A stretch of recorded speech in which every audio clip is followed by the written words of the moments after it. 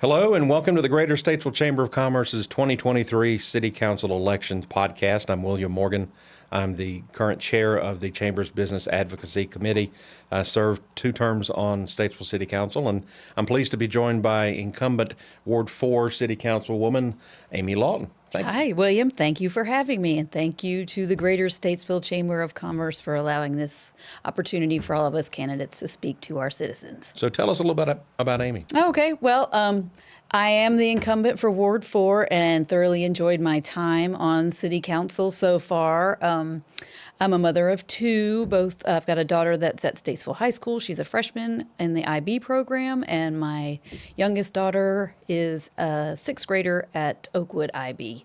My husband Kirk and I used to own the Save-A-Lot grocery store over on Center Street, and we sold that after we purchased a calibration business called S&J Carolina Scale, and we run that over on Barkley Road here in Statesville. Okay. Well, as an incumbent, you've already served 4 years on council. What made you run? Why are you running again? What makes you want to continue on? Well, the reason I ran initially was when Kirk and I moved back to North Carolina from the West Coast. We wanted to find a place that would be great to raise our children. And we were familiar with Statesville, and so we landed here. Kind of immediately, my last name led me down the path of kind of nonprofit work, volunteer work, starting with the YMCA. I sat on their board and chaired their annual giving campaign, then moved into working with Art in Bloom and Iredell Museums, where I chaired their board for quite some time. I'm a member emeritus there and did handle their fundraising event, Art in Bloom, for 6 consecutive years. I feel like it's really important to have culture in a small town. Then that led itself into, well, clearly I cannot say no, sitting on the board of directors for Fifth Street Ministries, where I was secretary, vice chair, and most recently chairman of the board for that organization. So the progression was there for me to kind of just continue in a leadership role in our community. And my father-in-law, who served also as a city council person, suggested that I put my hat in the ring. And so I did. And I won after a pretty close battle with a formidable opponent. And it's just kind of snowballed from there. And I've really enjoyed what we're doing for the city. At the board, we do a lot of our votes are unanimous, so we're a pretty cohesive group and are making progress for Statesville, and I want to continue to see that progress go forward. So, since you've been here, and with most recently your time on council, you've seen a lot of changes in Statesville. A lot of changes in Statesville. What would you consider to be some of the top 2 or 3 issues that are facing the city right now? Well, just if you travel anywhere, if you go to any of these conventions, fortunately, everybody's kind of in the same boat, and it would be affordable housing. That's a big, just defining what that is exactly is an issue in itself. But we know it's something that we're facing here in Statesville. And transportation, job creation, all of which, we've kind of touched on during my time in council. And as I said before, would like to just continue that momentum into making progress there. So let's dive a little bit deeper. Let's start with affordable housing. Yep.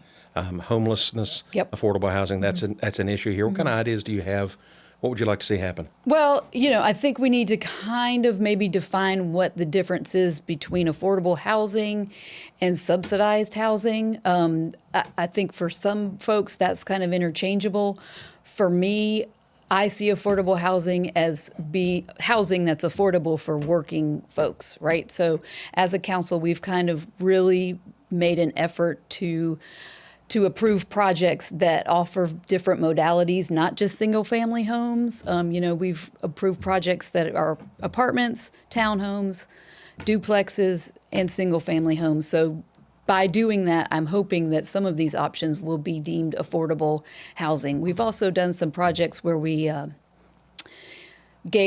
not gave away, but sold some lots for below market value that would be utilized for affordable housing, and maybe more on the subsidized end, right?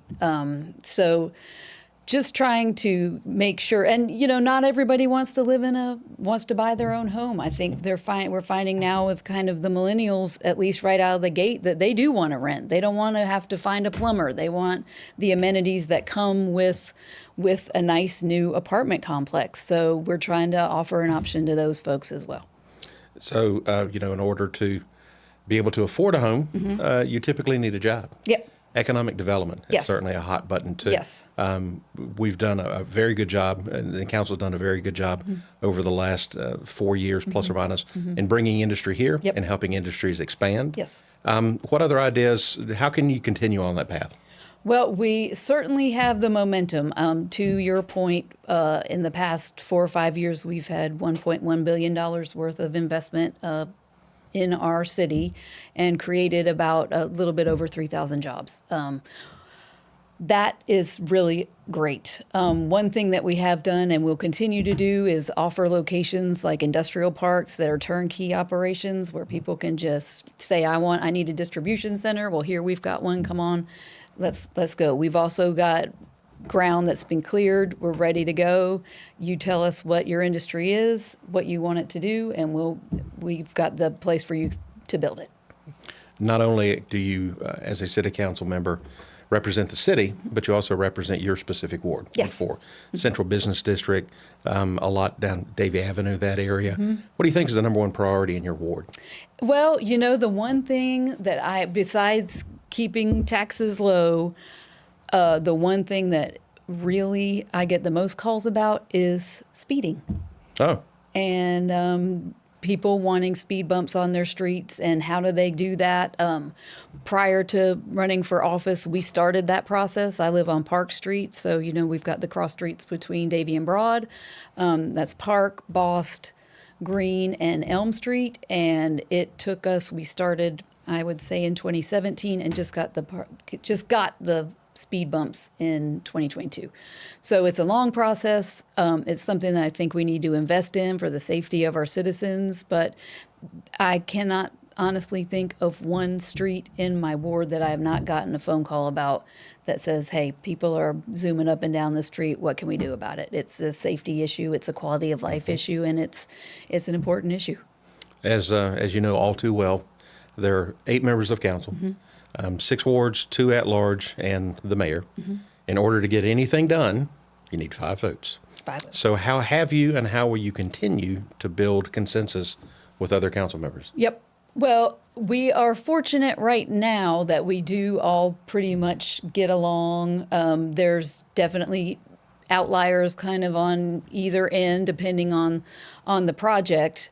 But there's a mutual respect, I think, among us that is very important, and a willingness to listen to each other's opinions and points of view. And so continuing to forge those relationships and I was talking to a civics class at Statesville High School yesterday, and they were like, what was it like, your first day? And I was like, it's probably a lot like your first day. I'm out of high school, graduated in 1988, so it's been a minute. But it's probably a lot like when you go to high school, right? Like, are they going to like me? Are people going to want to get on board with what I'm having to do? So I'm a social person. I like to go out and talk to people and walk my dog and see what's going on in town. So that's been fun for me, is just building those relationships and learning about myself and kind of changing your mindset after you hear, valid points on issues. I mean, you've been there. Yeah. Yeah. So in the few minutes that we have left, what would you like the voters to know? Well, I would like them to know that I really enjoy doing this job. I enjoy representing Statesville and solving problems for my constituents, and I'd like to keep doing it. I enjoy living here. Like I said, my kids are in public school. I'm really proud of that. I like the diversity and the exposure to different cultures that type of environment offers. And I just want to see, for a long time, Statesville was at a crossroads. I mean, both literally and figuratively. We are now at a point where we're beyond that. And I really want to just see us capitalize on that momentum, manage the growth properly, and continue to see Statesville prosper. Well, thank you for your service to the city. Thank you for your willingness to continue and desire to serve. And we wish you well and look forward to talking to you soon. Well, thank you so much. Thank you, Thank Amy. you very much.